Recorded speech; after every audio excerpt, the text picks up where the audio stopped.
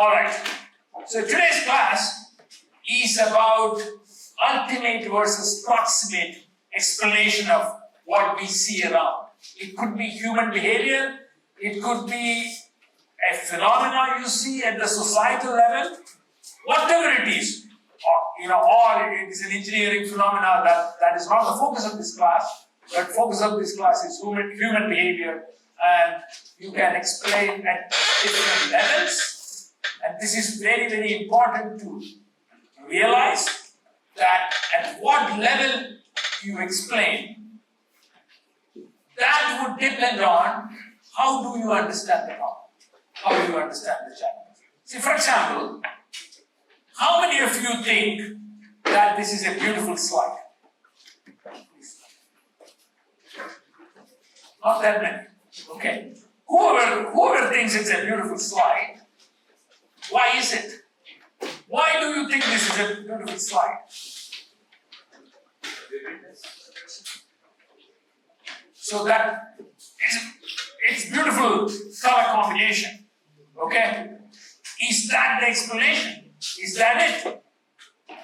One could also say that it probably produced it made certain areas of your brain active.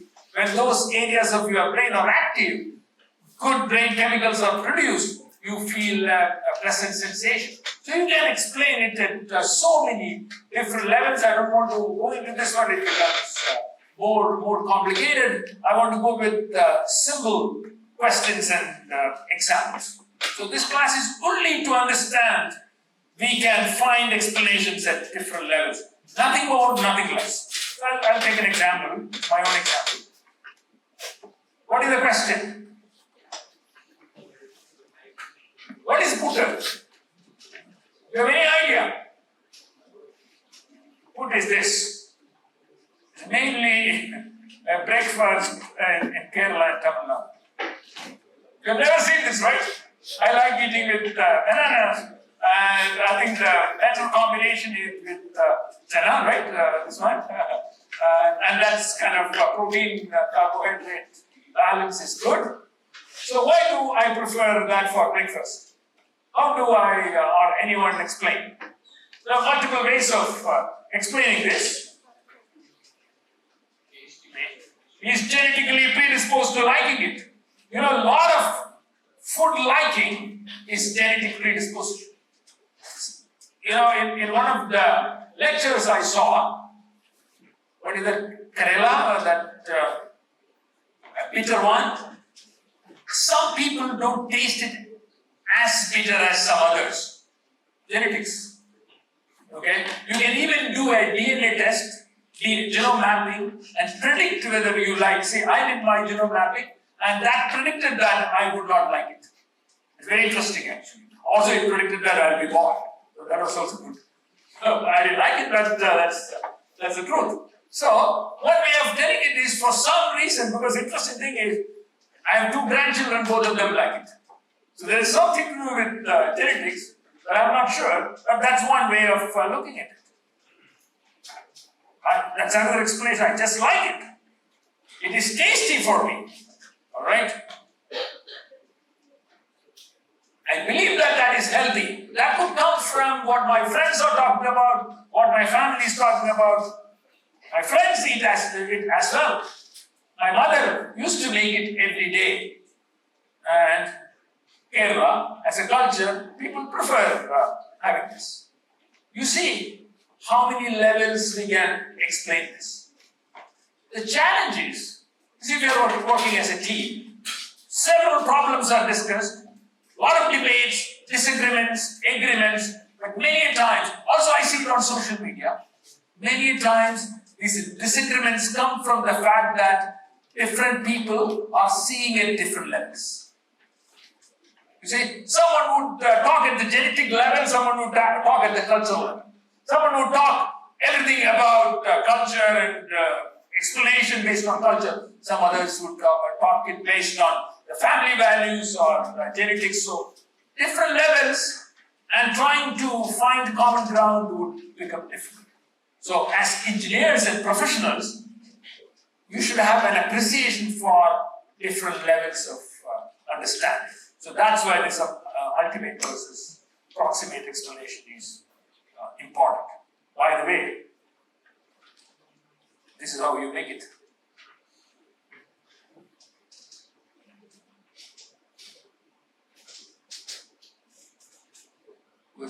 It's a short one, but you can go and search online and see.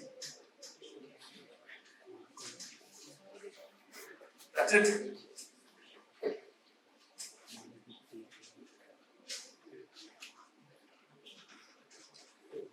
So what are we talking about? You can explain it at the cultural level, family or group level, your friends level, cognition, cognitive psychology, human cognition level, neuronal level, and genetics, and maybe brain chemicals, endocrinology, enzymes, and other.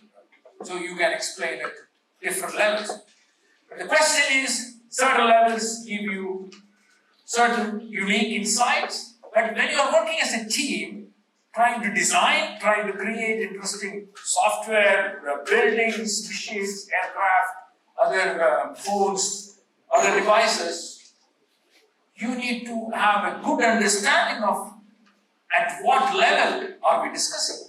Otherwise, you don't communicate, even though both parties are talking about accurate or interesting, useful ideas. That's the reason. And I know none of your classes you might have studied even in school, or this notion of proximate versus ultimate is rarely discussed. Let's take another example.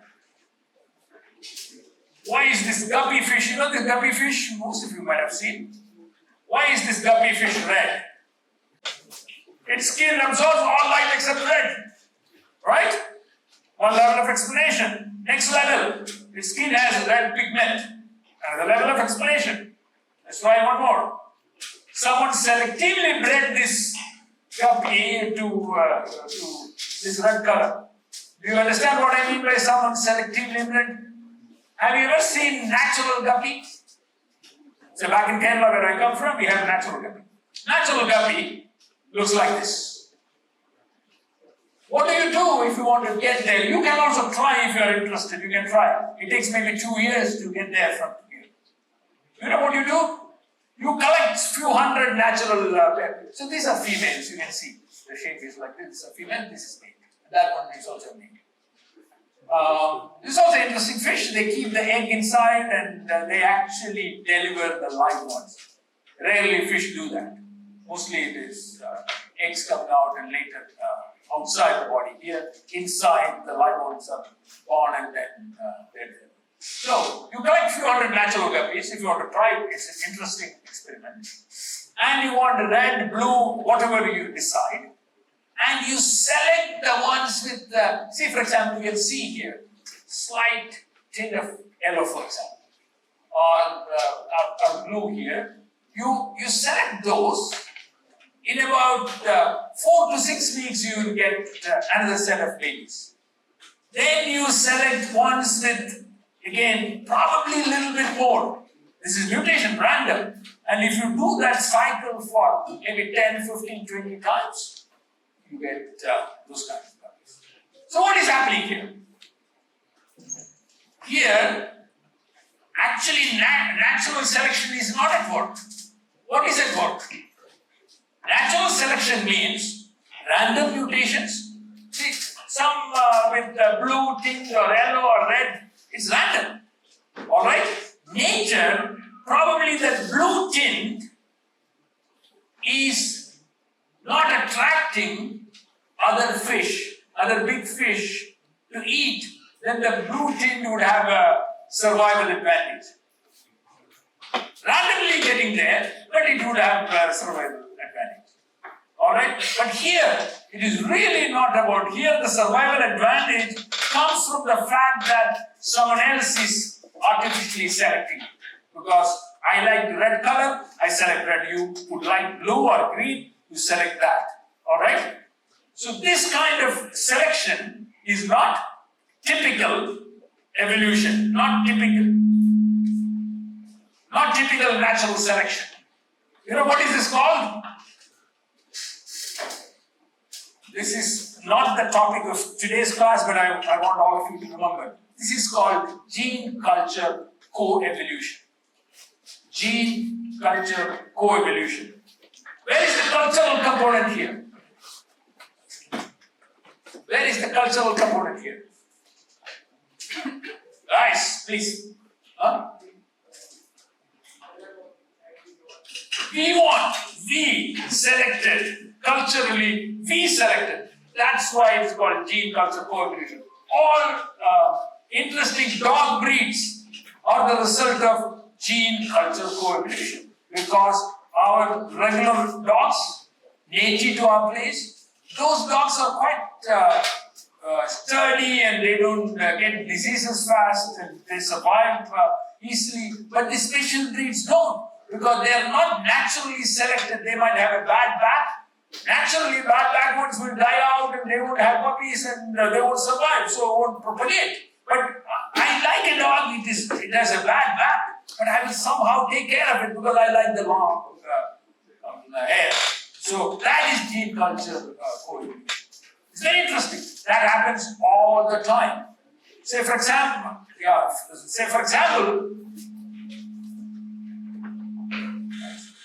so, have you noticed our typical matrimonials? Slim, fair-skinned, all about boys, well-educated, whatever you describe.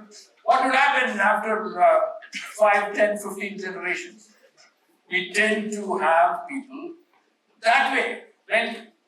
See, on our matrimonials, if we kept insisting on certain features of girls and boys, you will see after 3, 4, 5 generations, that will become predominant features. This is gene culture co-evolution. Alright, questions? Is that clear? Alright, let's look at another example.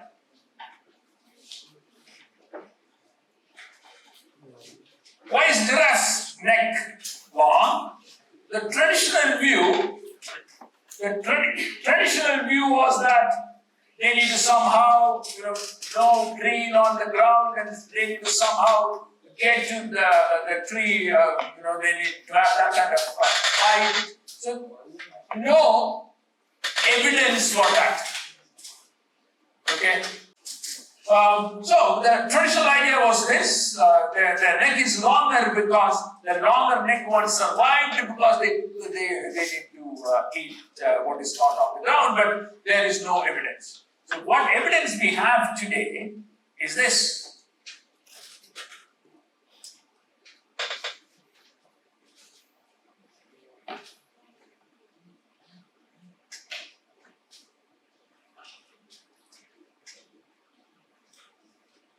What happens is, these guys fight. Male giraffes fight. They fight with their neck. Longer, stronger neck ones would win. They have the opportunity to reproduce.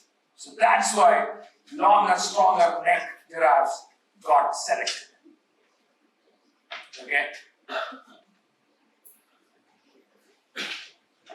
Again, its neck, why is the neck long? Its neck bone is long. Neck bone grows long compared to other animals, and male giraffes with the longer and stronger necks have an evolutionary advantage. 3 different levels of explanation.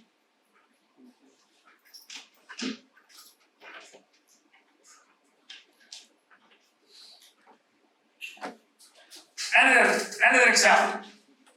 We can take hundreds of examples. Right? We can take hundreds of examples. Another example, not typical behavior at a societal level. Example, why is India poor? Simple explanation is per capita GDP is low.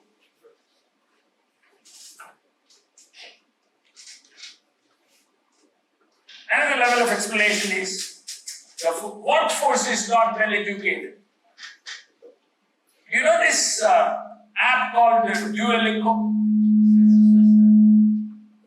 Yeah? So what was the philosophy of developing that app? So he's a PhD in computer science, the guy who has developed. I use Duolingo every day for the last almost 300 days I've been using. I'm learning Japanese. Probably I've missed my lessons 4 or 5 days, maybe 6 days in the last 300 days. It's very interesting actually. It's a bit of gamification of learning languages. Some of you, if you want to improve your English, you can use Duolingo. Anyway, so you know what was the philosophy of Duolingo developer? Today, for example, I want to ask you, there are many relatively low-paid workers at Thapar University. A simple hypothesis is, if we can somehow help them speak slightly better English and if we can improve their English reading skills, hypothesis is their income can quickly increase by at least 50%. That's true almost in every country. Maybe not in Germany or Japan, but then it is about their ability to being able to write German well and write Japanese, read and write Japanese well.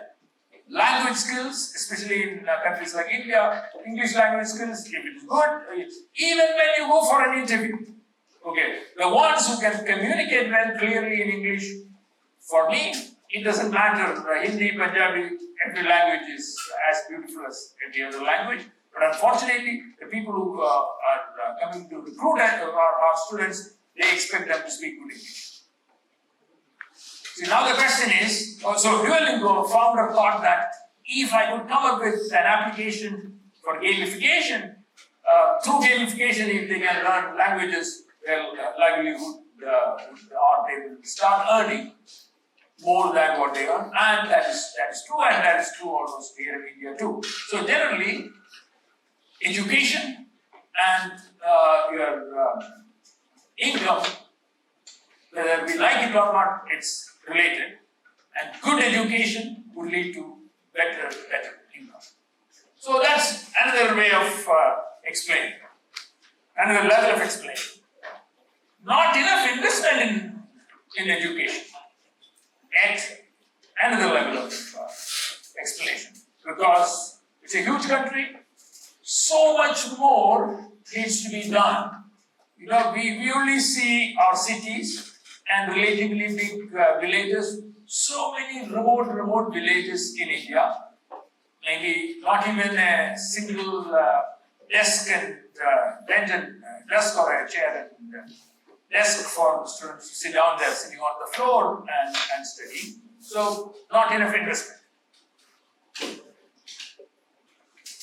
Resource constraints and poor governance.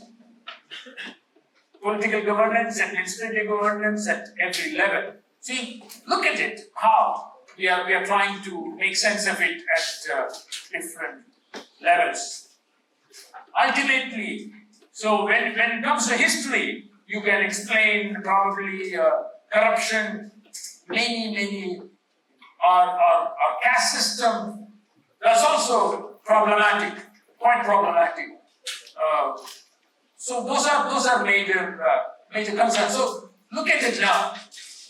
When some people would also explain poverty based on population, they would say that too many people.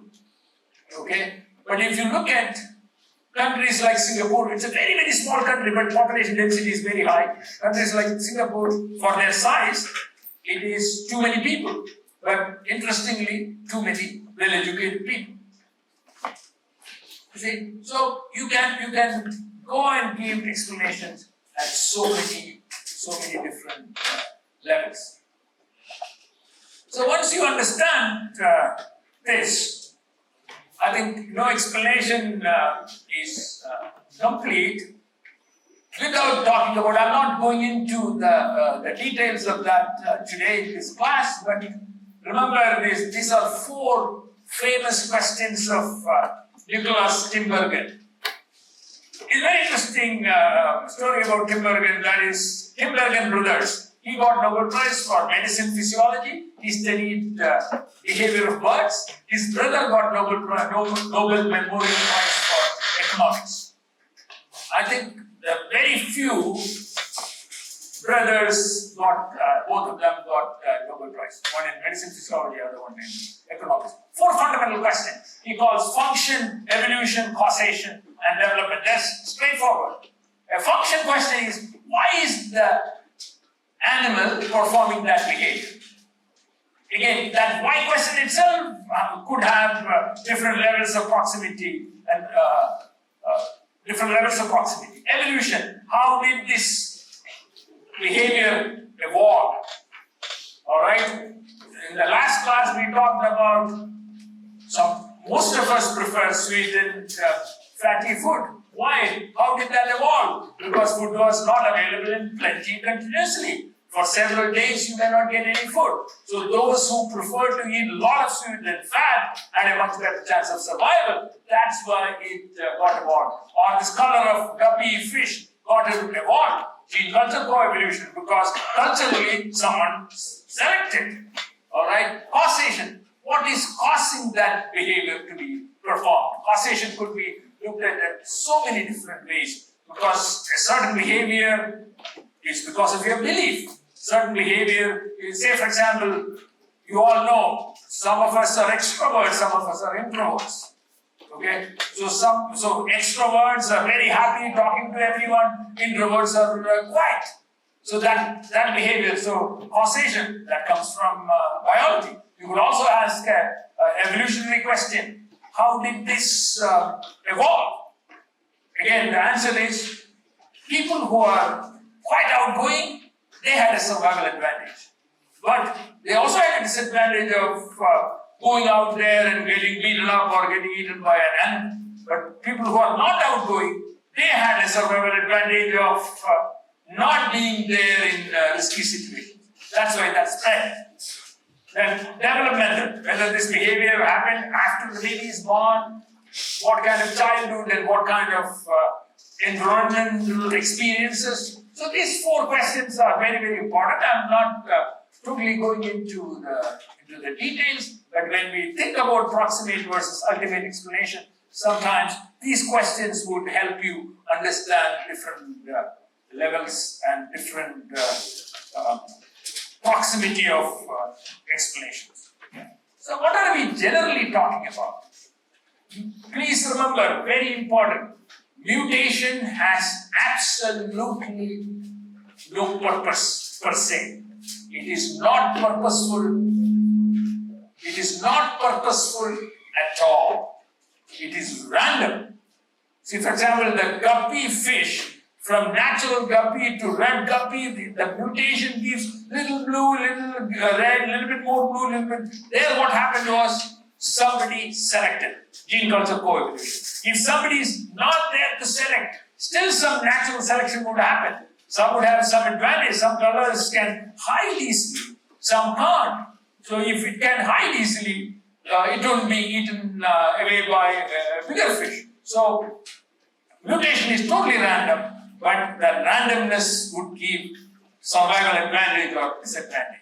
Then reproductory advantage or disadvantage. So survival and heritability that is passed on to generations, and preferential selection through survival and reproduction is what we are talking about. So this is the fundamental idea of how our common behavior evolved.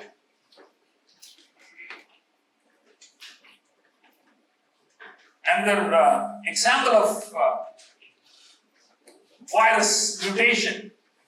Again, COVID is one example. It's relatively recent. Again, mutation is random. What mutants would actually evolve? What kind of mutation would stay is the key question. You know that there are at least 4 extreme scenarios we can envision. One is highly fatal, but not very contagious. Mildly contagious, and also not so fatal. So you get highly contagious but not so fatal, and highly fatal and highly contagious. These are the 4 extreme scenarios you can think of when a virus is mutating. So which one would have the most chance of survival? Which one would have the most chance of survival? Highly contagious for sure, then not so fatal.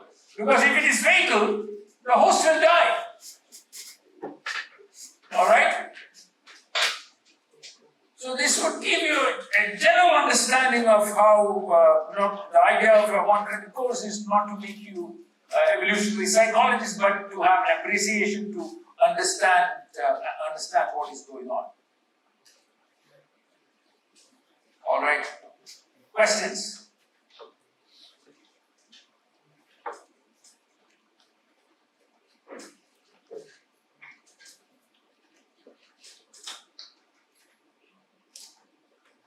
No questions?